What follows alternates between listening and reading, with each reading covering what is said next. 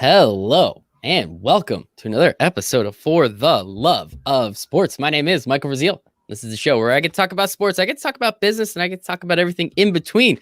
My incredible guest today, I have Cory Jennermann. He's the managing partner at RunGuides Media. Cory, how you doing today, buddy? Doing pretty well. Yeah. Just pretty well. I mean, you made it to the top, dude. You're on the For the Love of Sports podcast. It possibly can't get any better for you. You know how it almost got one level better today. It's sunny in Vancouver. We were out riding around. It's baby goose season in the city. Okay. So the Canada geese that live amongst us in the urban environment here have just hatched their babies recently. So you get these little cuddly kind of little things walking around. Yeah. So do you guys like Canadian geese up in Canada? Because I hate them here stateside. Yeah, we like the babies, and then the rest of the time we basically walk around sort of eyeing them suspiciously because they're the badasses of the bird world, and if you don't watch yourself, they will steal your wallet 100%. Yeah, I've been chased once or twice in my life. It's traumatic. And, it terrifies me. Everyone else I've met from Canada, though, they've been really nice. So I don't know. Maybe it's just a goose thing. Possibly. Maybe it's a goose thing. But Cory, very excited to talk to you a little bit more about Canada. I'm sure that'll come up in the conversation. But Cory, as I said, is the managing partner of RunGuides Media. Very excited to get into that, what it is, why anybody runs outside of like the health aspects is just crazy to me. But I'm excited to learn why you do it, Cory, a little bit. But the first question I have for everybody on the For the Love of Sports podcast is, why do you love sports so much? Yeah, and you know, I'm gonna talk to you about why I love endurance sports so much. And I think there are two really, really cool things when we're talking about endurance sports. The first thing is I love about running. When you do a running event as an age grouper like I am, I think it's one of the few sports that you get to experience the exact same experience that the pros get at the same time, on the same course, you know. And you go out, you run the Vancouver Marathon. There's probably an Olympian 50 meters ahead of you at the start, and then they're gone. I was going to say, maybe not the whole time, unless shout out to you, but you know. You get the same experience as them, but you just never see them again. But I think that's really interesting. I think that's very powerful. You know, you're running that same course, you have the same crowd cheering. You probably have more of a crowd by the time you finish because the fast people finish so quickly. And like, where else can you get that? I play intramural soccer sometimes, and I can tell you that the experience that I have is a little different. So I think to me that's really exciting. The second thing that I've always loved about endurance sports is the fact that it's just you, and you're going to get out of it what you put into it, really. You know, you can set those goals for yourself in endurance sports that are at the limit of what you think is possible for yourself, whether that's, hey, I just want to run a 5K, you know, and I've never run before, or it's, I want to run a sub 3 hour marathon and then go to Boston or whatever. Like, if you put in the work, you will achieve the results for that. And I think that's something really special, to be able to go out there and kind of do that, you know? It's just it's really interesting the way like you kind of, show those 2 points, right? The first one is that you get to experience something with so many other people all at the same time, maybe in different amounts of time, but at the same time, essentially. But then also it's very individual. Yes. Right. Like it's like tennis. Okay. There's two people playing against each other. Right. So it's individual, but like, it's just one, like at some of these marathons, I told you, I ran, the 5K before the New York City Marathon 4 or 5 times now.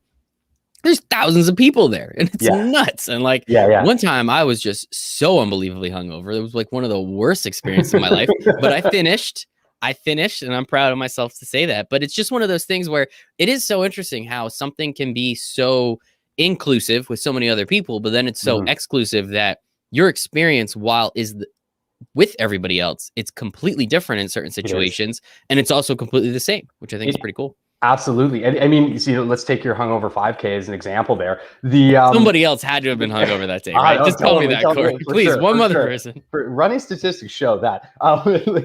So the experience that you had there, I mean, it was probably really tough, and you're just probably right at your limit that Never whole again. time. Yeah. Never again. The funny thing, the weird thing to me is, no matter what stage you're at or how hungover you are or whatever in a race, the person who won that probably felt exactly the same. Like they felt just as awful the entire time.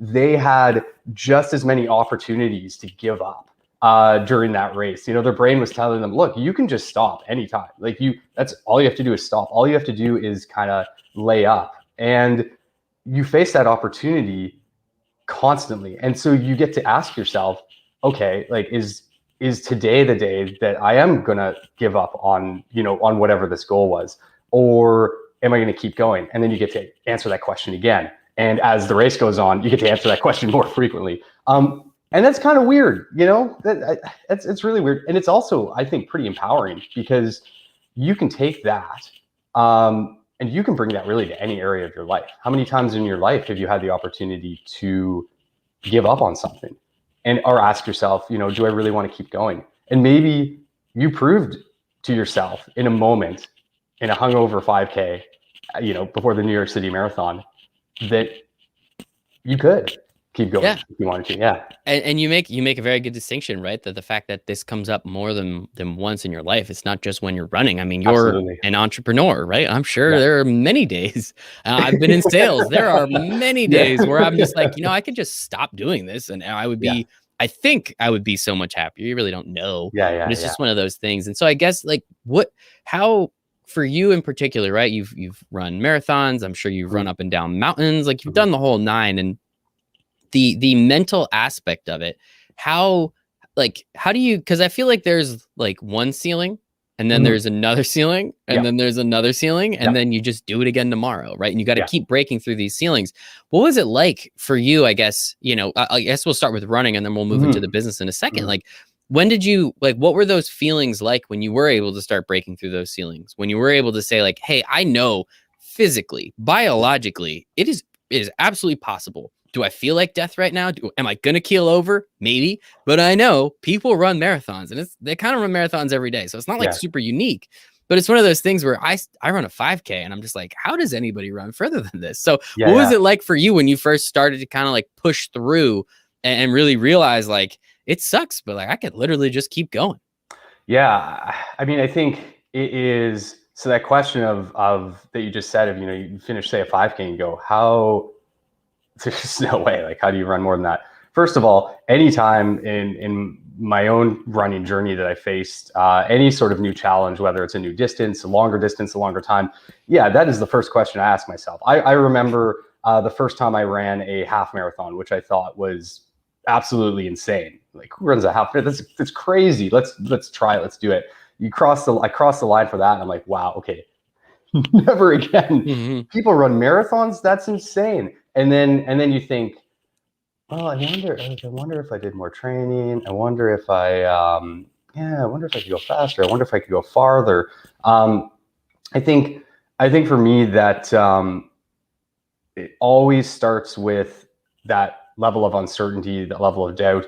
And again, if you put in the work, if you remain consistent for a period of time, all of a sudden you wake up one day and you go, oh, wow, you know, that 5K, I can just do that now. That's nuts.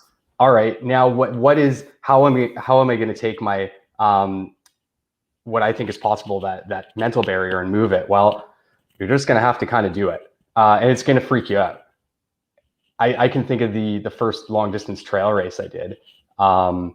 This would have been in, I think, 2014. So at the time I had done a couple of years prior, I had done an Ironman. That was like my big, okay, I'm gonna do this Ironman, and that's crazy too. It was pretty fun, and I was lucky enough to be able to train with a friend who was trying to qualify for Kona at the time. If you're unfamiliar with how that works, in order to go to Kona, you have to basically win your age group at another Ironman, and then they say, okay, now you can go to Hawaii and you can do the same thing, except it's twice as windy, 3 times as hot, and you can do that. So I was able to piggyback off of his training. He was getting coached. He ended up winning his age group and going to Kona.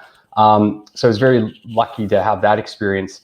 And eventually, a couple of years later, I had a friend who was producing some trail races, all different distances. And she said, hey, come to this town called Revelstoke in the interior of BC, and it's going to be like 45 or 50K. You run up a mountain, you run around, and you come down. And I thought, okay, cool. You know, I guess I've done some long distance stuff. I can go do that. And yeah, man, I remember showing up to that race, being in the Revelstoke Hotel, which is right in front of the start finish line, with a couple of my friends who had done a fair bit of this stuff before. And the morning of the race, they bring you down to the lobby, and you get to drop off a couple bags of whatever food, whatever you want. They'll put it at the various aid stations on the route. And my friend brings me down, and now I'm like kind of freaking out because we had this briefing the night before, and they're saying, oh, the weather up top is going to be 2 degrees Celsius. What is that in Fahrenheit? That's, I don't know, like 36, yeah, 35, yeah, 36, okay. Somewhere around there. Yeah. And so make sure you're prepared for that. And the winds are really high. And, we shaved 3 kilometers off the course because the weather's so bad at top. And, you know, I'm thinking, what the hell did I get myself into? Like, I'm legitimately so freaked out now. We go down into the lobby. There are all these other people who look like they know what they're doing. They've got real tech vests on, and my friend's introducing me to people. And I was so nervous that I just kind of dropped my stuff off, went back to the room, put on my headphones, listened to a remix of Capital City's Safe and Sound on repeat for, like, you know, I like that song. Yeah. And then I waited until 5 minutes before the start, and I just went out to the back of the pack, and they said go, and it's like, okay, you're doing this now. So that was a really long way to answer your question of how do you break through those thresholds. I think you just have to kind of do it. I know for me personally, like, I have to put myself in a situation where I can't turn back, right? Yes. Like, if I do that, I will do it, right? Like, I went skydiving. Once you're up in the plane, you really can't go anywhere. So I was like, fuck it. At this point, we're just going to jump out of a plane and kind of cross our fingers. So coolest 100%. Experience. Never going to do that again. That one was pretty awesome. But like, I think it's really important for people to understand, like, there's just something about running that so many people hate it. So many people do it. And there's definitely that Venn diagram in the middle where there's a lot of people that do it and hate it. But it's just one of those things where it's, you know, when they say it's, you know, 90% mental, like, I mean, maybe it's not 90%. Maybe I'm just kind of making up those numbers, but you're capable of doing it unless your knees are falling off, right? Like, you are capable of doing it. You just kind of have to push through, and it really does. Maybe you're going a little slower, but it is almost 100% mental at that point. I feel like it is. There's a great book called How Bad Do You Want It? By, I believe, Matt Fitzgerald is the author, if I recall correctly. And that book is all about the mental game of high performing athletes in endurance sports, and really talks about that. You know, I am so convinced that is such 90, 100% for sure. You can train your body to a certain point. Absolutely. And then, but at the end of the day, it's, on that day, like, how bad do you want it? Are you just gonna believe that you can do this? I run, like, I'm not winning any podiums or anything, but for myself, I've been quite happy with how fast I've been able to run, and I'm convinced that I can run at the speeds that I run because I believe I can. And obviously I train, but and those days where, you know, you're going for that goal in a race where you're at the limit of your ability, and you can, say, on the road, really feel 1 or 2 seconds per kilometer distance of pace. It will come down to, okay, is today the day that I'm going to mentally say, I will make this time? And if you flinch for a second, you probably won't, if you're operating at the limit of your ability. Yeah. I love it. It's fascinating. Great book. I love that book. Yeah, I wrote it down. I'm excited. I'll definitely check that one out. And I guess it's a great, you know, segue, we can almost say, into running a business, right? Like, how bad do you want it? So I guess I'm kind of curious. Like, let's talk about RunGuides Media. You wanted it badly enough to pursue it through a pandemic. So I think obviously you guys wanted it pretty bad. You were creative. You came up with new ideas. So let's just talk about that for a second. Absolutely. What is RunGuides Media, and where did this idea come from? Yeah, so RunGuides Media basically operates two things. We operate a calendar of runs through a site called runguides.com, And then we operate an app called Virtual Baton app that allows people to participate in virtual team fitness challenges. And the idea for, so Virtual Baton app is, you're really less than a year old. That came out of the pandemic. RunGuides.com has been around since about 2013. And that all started out on a run. Like it's kind of hokey, but it really did. I was out for a run with a friend of mine. He asked me, hey, you know, what's coming up in the city of Vancouver for runs? I think he'd just run a 5K or a 10K or something. And I said, oh, you should probably Google that. He said I did. And you know, the calendars weren't that great. And I went, huh, interesting. I have a bit of a background in online marketing. I'd worked for another directory site previously that listed nightclubs across North America. And yeah, I went home, did a little research and went, huh, I think we can make a calendar here that will be useful to people and that will actually rank really well for a lot of regional running related keywords. So tried to do it myself for 1 or 2 weeks and realized I needed a professional software engineer to kind of build out some stuff.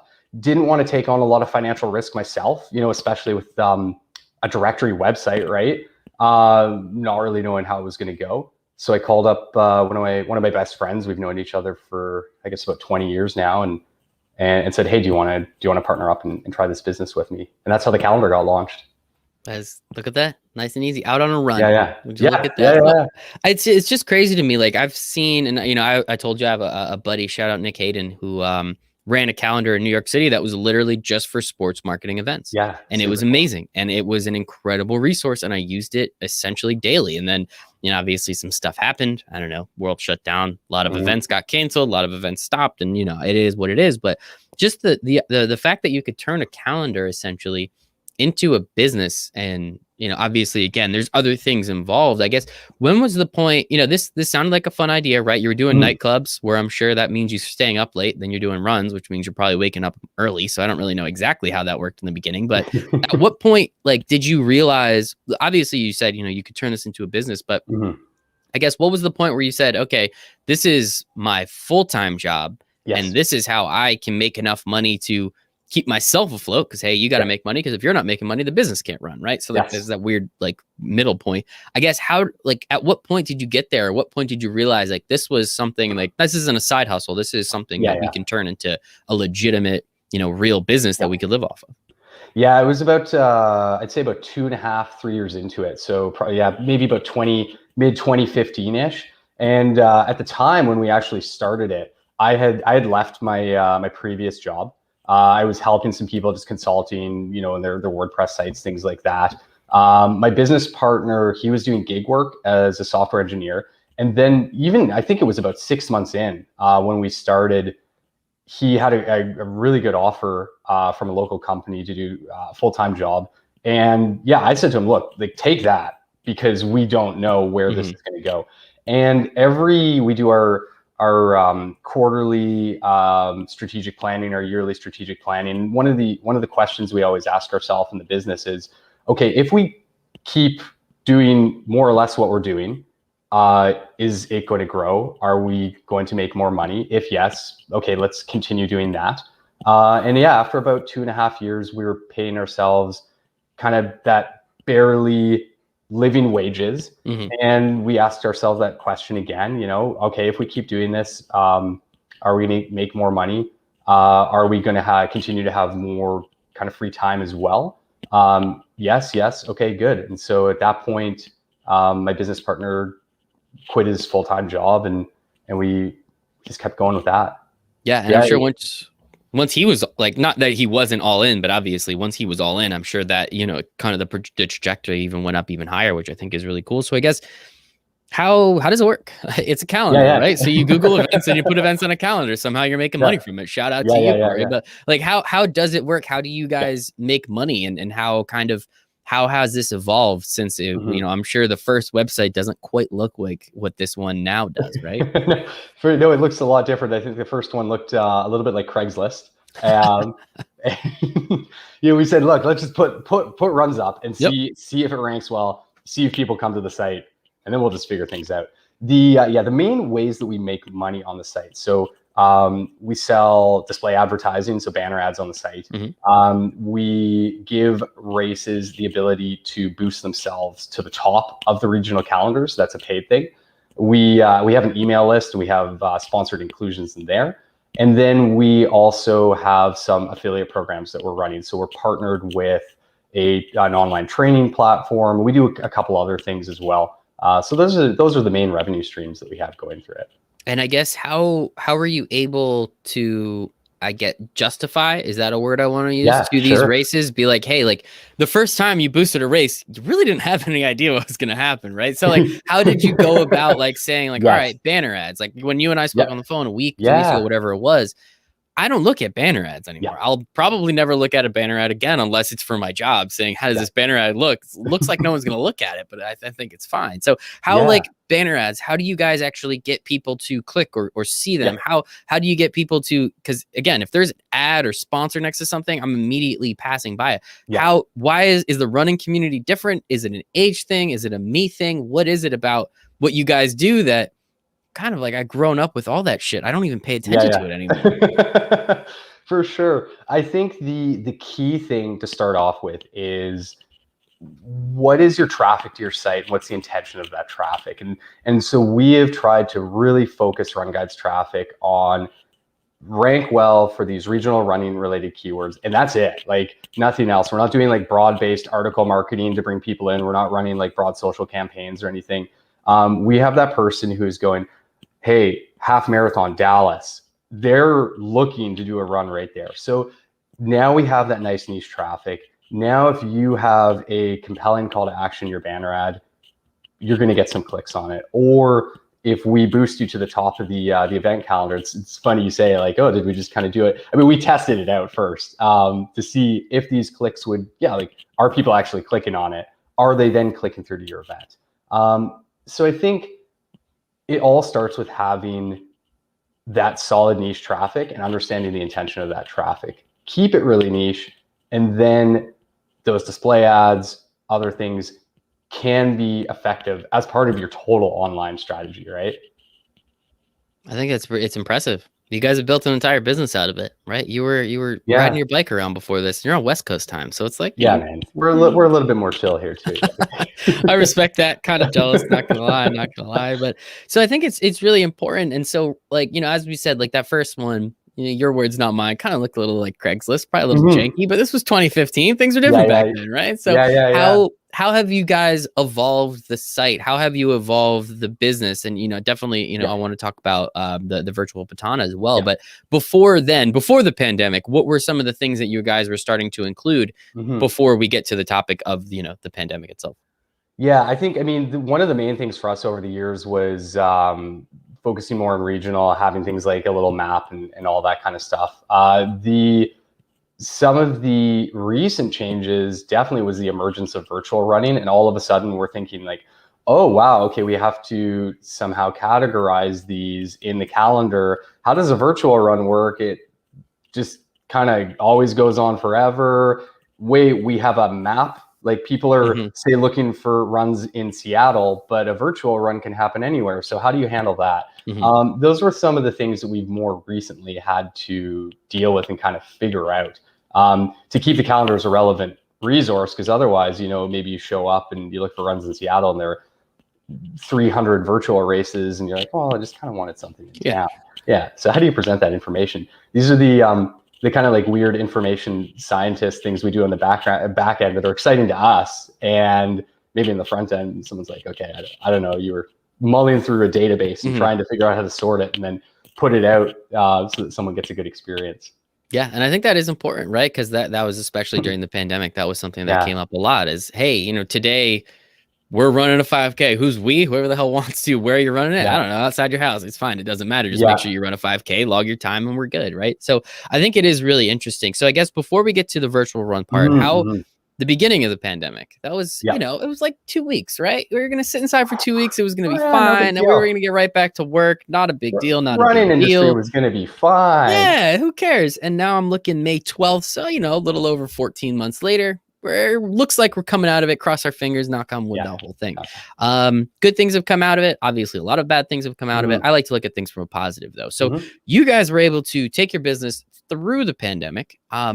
Running was something, I mean, I honestly don't know. Like, the events industry as a whole obviously couldn't get a bunch of people together. What was your business like, right? Like, how are you? These events aren't happening, so no one's boosting the post. The events aren't happening, so no one's buying banner ads. Like, how are you guys able to sustain throughout this and continue to make money to the point where now we're looking at the other side and hey, this marathon is going to happen and that run. Like, how were you able to do that for over 12 months at this point?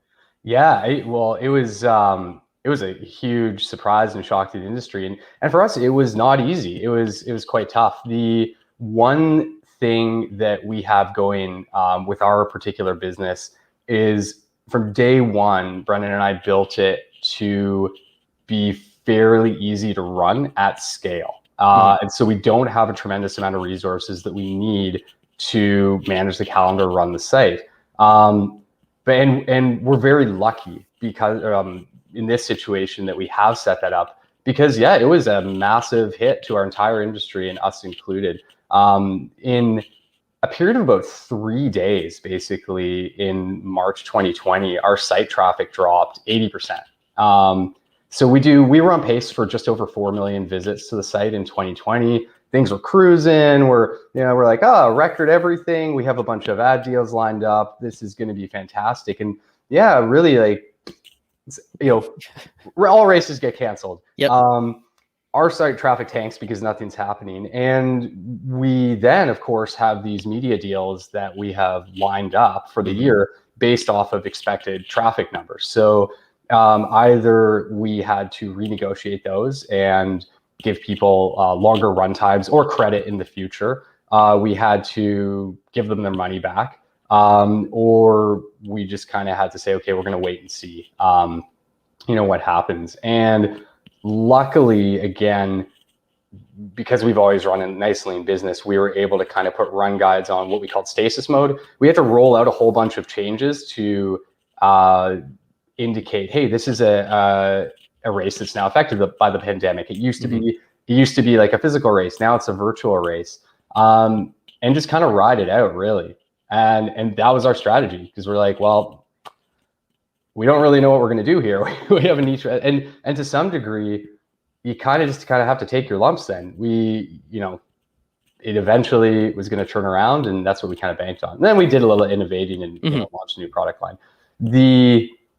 So we put it on stasis mode. We just said, let's focus on keeping the calendars up to date as possible. Let's just do that. Let's make sure we can indicate runs that have changed around, and then let's talk to our clients, because they're freaking out, and let's make sure that the people who need the money back in their media buys, we're going to get that. The people who are okay with credit, we're going to do that. And it was a real shitstorm, to be totally honest. I mean, it was awful for just about everyone everywhere. Absolutely. Especially those first couple months. I guess, at what point did races start to come back? At what point did everybody realize, like, all right, those 2 weeks, those 2 weeks turned into a month, and the month turned to 2 months. Then we were like, shit, we don't know when this thing's going to end. When did everybody kind of, I guess, in the running community collectively agree, like, okay, we're, let's buckle down. Like, what can we do, and how can we kind of continue to bring money in, continue to engage with this community of incredible people, and again, keep people active? Because that was one thing that, was kind of a negative from all this. People just drank beer and sat inside for a really long time. Like, it's not great for your body, man. You got to get outside, right? Yeah, for sure. I'm thinking it probably felt like about 4 weeks in after that initial. I remember the initial bit. We'd be talking to races, and we're like, okay, what are you going to do? What are you guys going to do? And they say, oh, well, we'll push it out 4 weeks. We'll push it out 6 weeks. We'll just throw it then. And then after that, everyone kind of adjusted again. And I think that maybe 4 or 6 weeks in, everyone went, okay, this is kind of a big deal. We're going to now have to figure things out. And a lot of event promoters too. Like the perception of the running industry, or the outsiders, I think, perception of the event producers in the running industry are, oh man, they must be making bank. Like, they threw a 5,000 person event and everyone paid $80 to enter.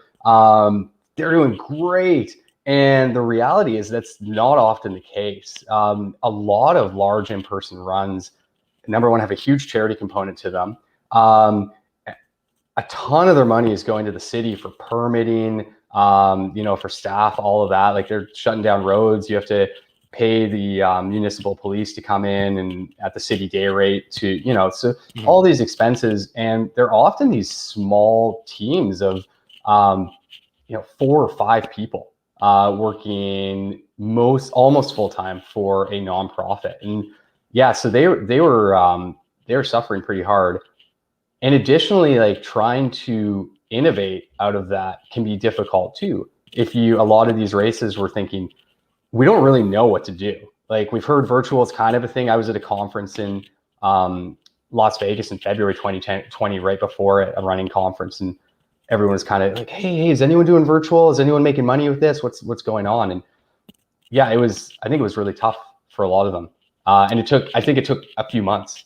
And how do these virtual events even work, right? Yeah. Like, cause like why, again, being an outsider, like why am I paying money to run around my block and then just kind of like, you know what I mean? Like I just do that anyway. Like, but now today I'm going to pay. So like, I'm just kind of confused, not to like belittle it or put it down. Like legitimately, I do not understand what is the, why do people do this?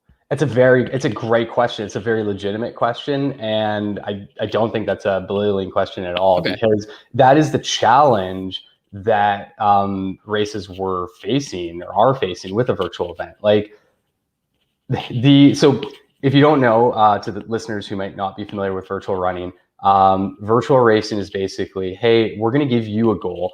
It could be a distance goal, whatever. You get a period of time to do this. Let's say it's a 10K. Okay, run this 10K anytime in the month of May.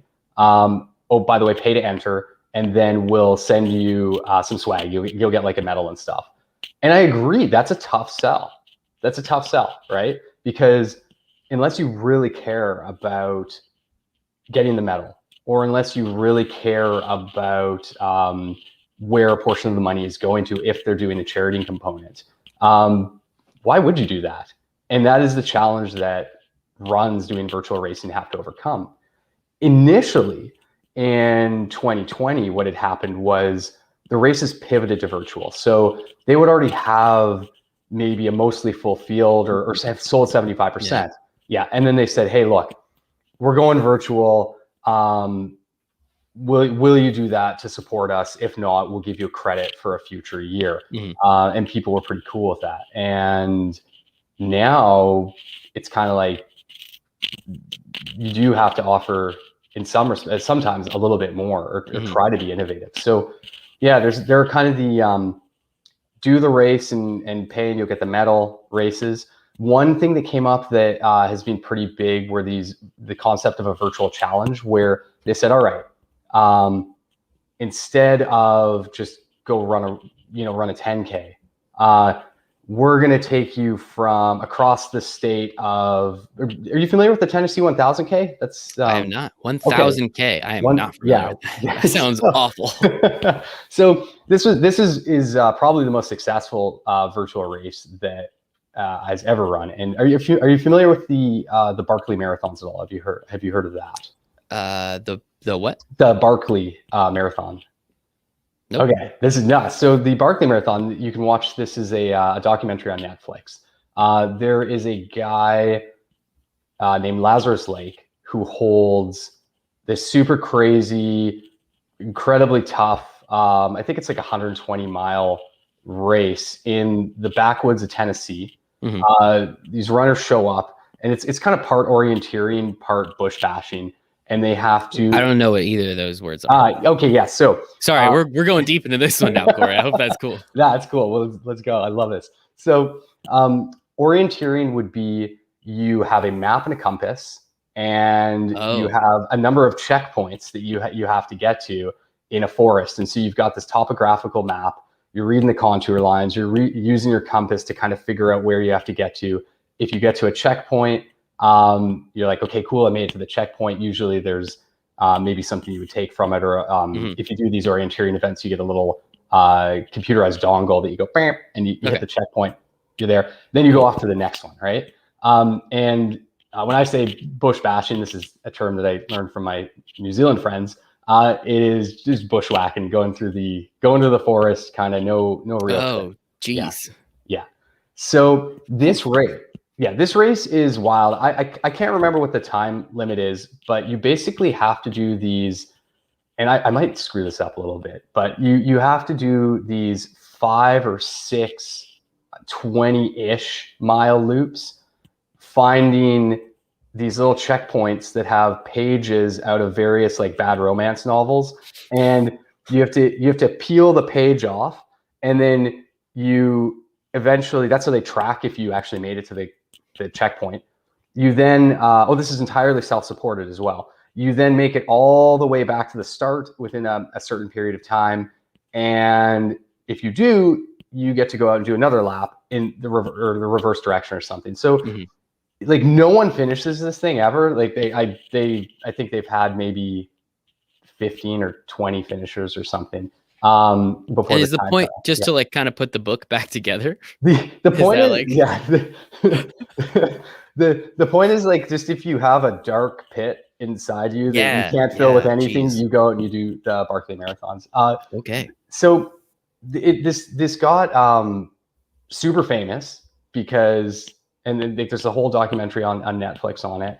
And there's a local guy here in Vancouver who's given it a go two or three times. And again, these are like top tier long distance trail athletes who compete in this event.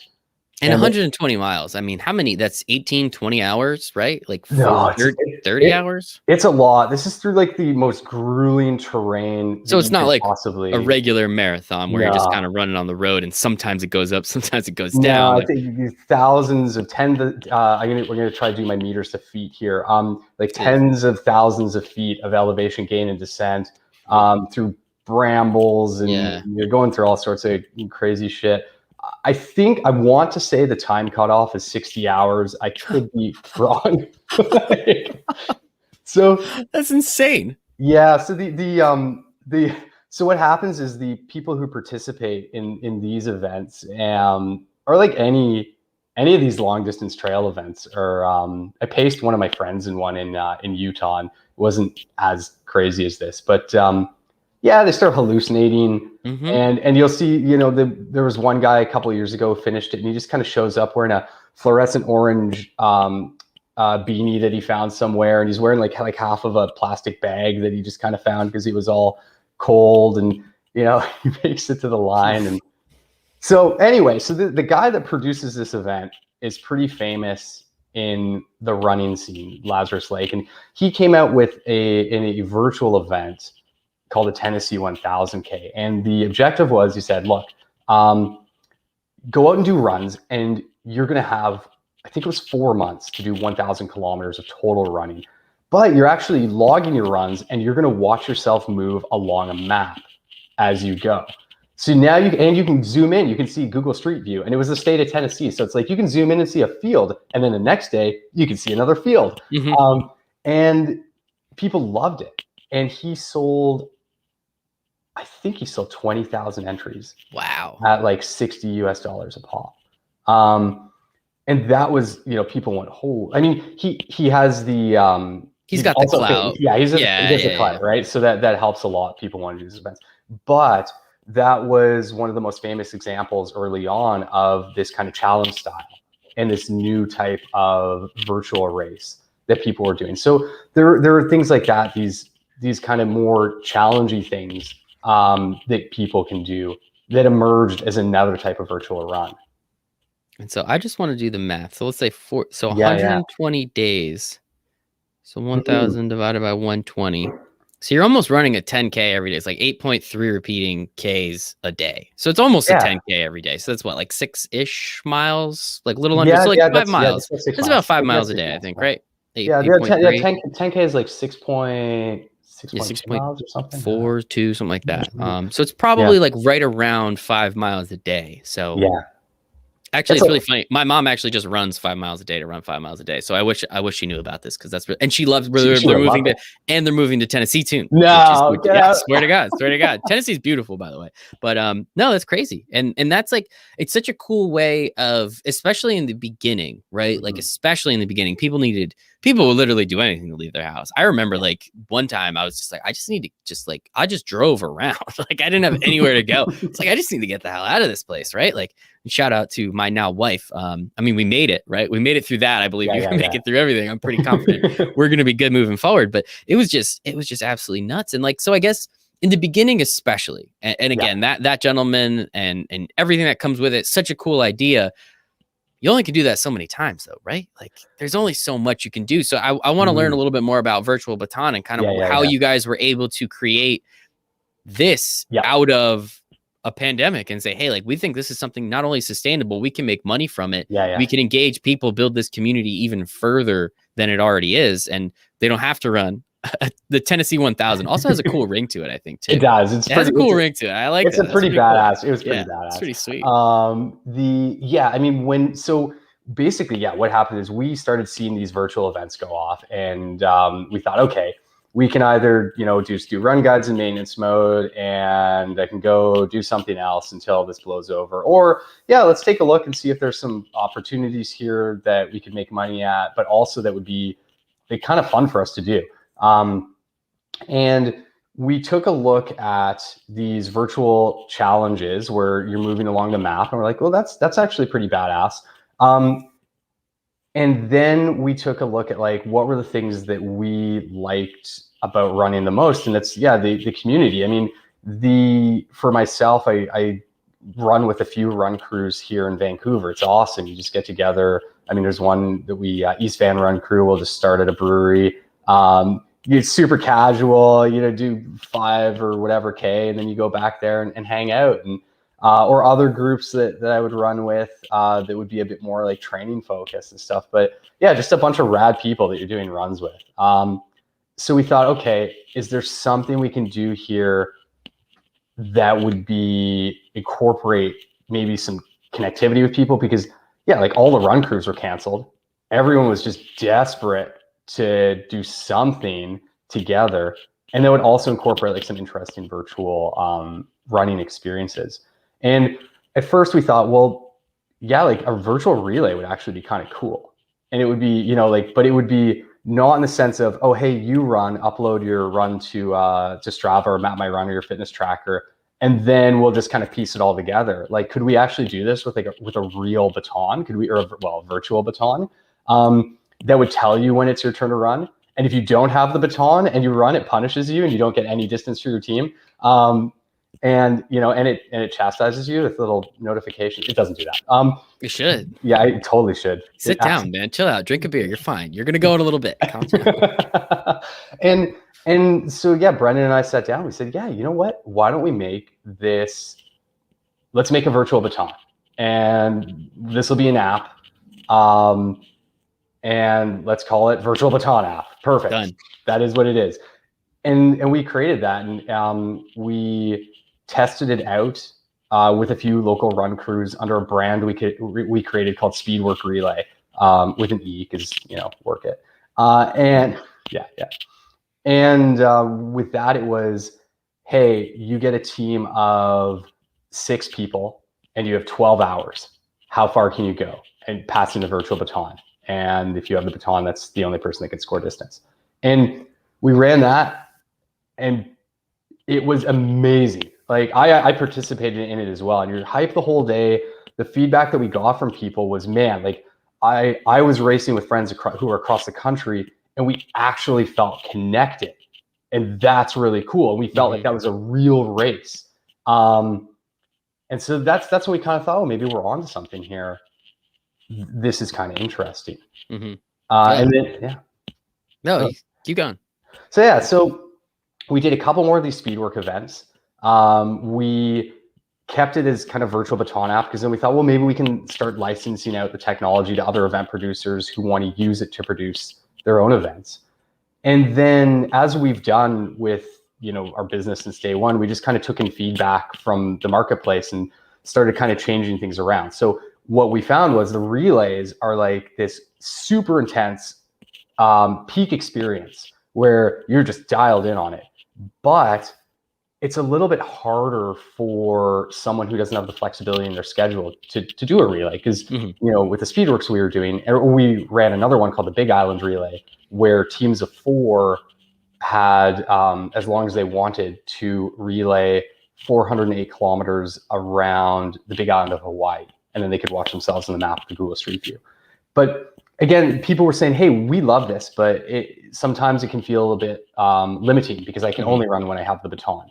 Or in the short ones, I can't set aside a whole Saturday. You know, I've got kids, I've got other responsibilities. I got things to do. I like to run at 7 in the morning. Like that's my time, right? Yeah. And so we said, okay, cool. Well, what if we just did the same thing, but let's just remove the baton. It's like, now it's a team. You can run or walk whenever you want. You can use the app to upload your distance to the team total, to chat with your teammates, and watch yourselves move along a map anywhere in the world. And we said, well, wouldn't it be cool if we went around, let's go around the island of Bali and Lombok. That'd be kind of neat. Let's just try that out. And yeah, we had a whole bunch of people do it. And, you know, they pay to buy these teams and complete the experience.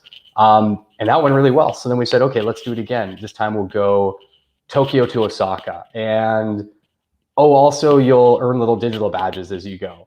And you could, if you complete it, you'll earn a physical embroidered patch. Now, you get the patch for free. If you don't complete it, you can pay $99 for the patch. Like you buy your way to the finish line. But you can earn it by doing the race. Yeah. And yeah, that's so we've just seen this growth there, and it's quite interesting because again, the feedback that we're getting from people is like, hey, wow, I was able to. We were talking with a family that have some people out here in British Columbia. They have some family members in Nova Scotia. And we got this like amazing message from one of the women. She said, hey, I'm 60, in my late 60s. And I've just kind of been feeling really down because I'm being kind of isolated. And thank you. Like my daughter and I are now on this team. She lives in BC, and we're like, this is a thing we do now. I go out for my walk. I log some miles. We chat with each other. And I'm like, man, that's so cool. Awesome. Yeah. That is awesome. Really cool. And I think it's interesting, right? Like the way we kind of started this conversation was, even though it's very individualistic and you're kind of, you know, quote unquote, it's you versus the road, right? Like it's really you versus yourself. It doesn't matter where you're running. It's you versus you. There is that community aspect to it, which I think is really interesting from the running community, right? Because, you know, I have a friend who works these marathons, and the amount of people that are there, you know, the New York City Marathon, what is it? 30, 50,000 people, like 100,000 people. I honestly have no idea.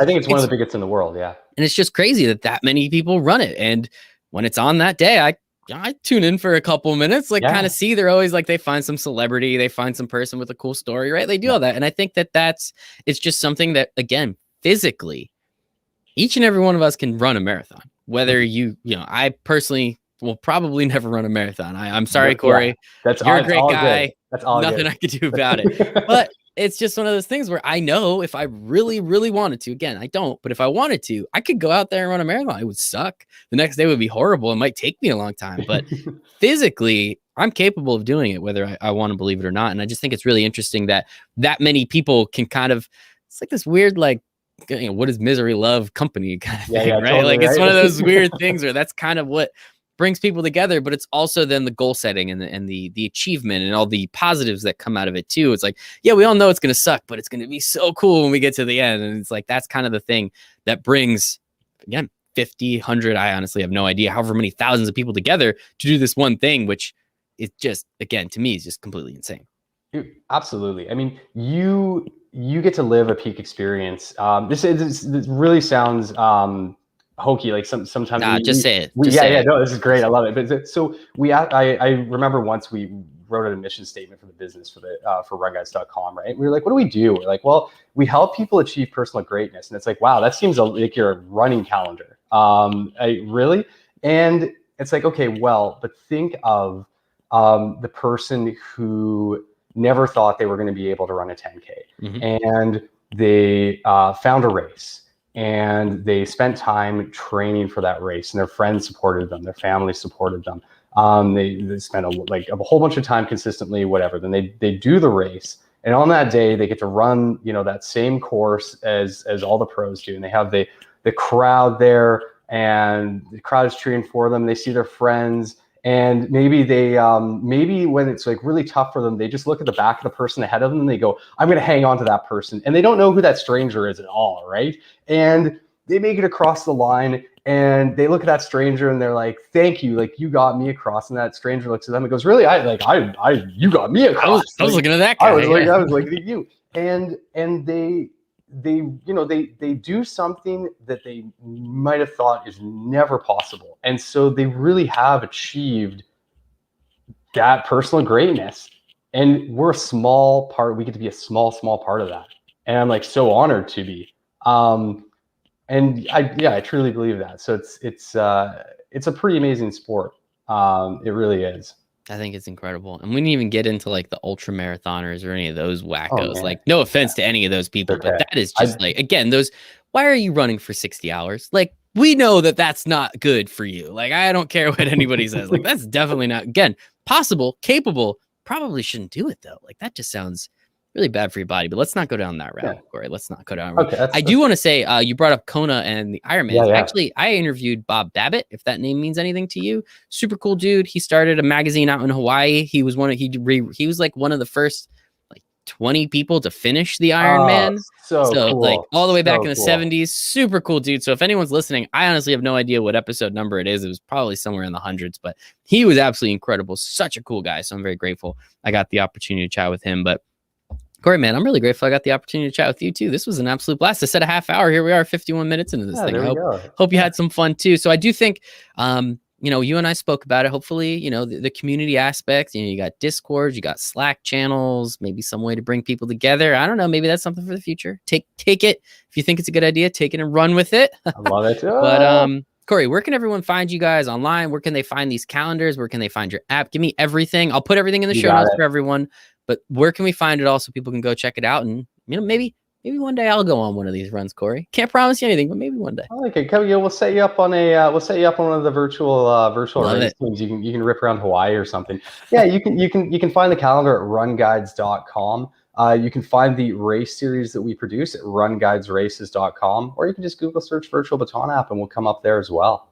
Love it. What about you? Where can we find you online if we want to kind of follow along? Can I, if I download the app, can I see what you're doing and where you're running and how you're doing that too? You know what? If you are in one of the races that I am in as well, then you can start on my team and you can kind of watch me move along. Very cool. All right. What about like your socials and everything that we can maybe follow you along at? Yeah, you know what? The funny thing is, I'm in internet marketing. I don't do a ton of social, but you can check. Smart guy, Cory. You're a smart guy. You can always hit me up to the Run Guides Instagram at Run Guides. That's probably the best way to find me. And all the comics on there, I drew them myself. So love it. Yeah. Good stuff, man. Well, this has been absolutely fantastic. One more time, Cory Jennermann, managing partner at RunGuides Media, runguides.com, Virtual Baton app. Download it, check it out, go find a run near you because, hey, everything's opening back up, man. We get events again. Yeah. And you guys are worldwide, international, North America. All right, good enough. That's the most important. Yeah. That's the most important part. But Cory, sincerely, man, this has been an absolute blast. Thank you so much. Yeah, thanks so much for having me. It was really enjoyed chatting with you. Pleasure. Bye, everybody.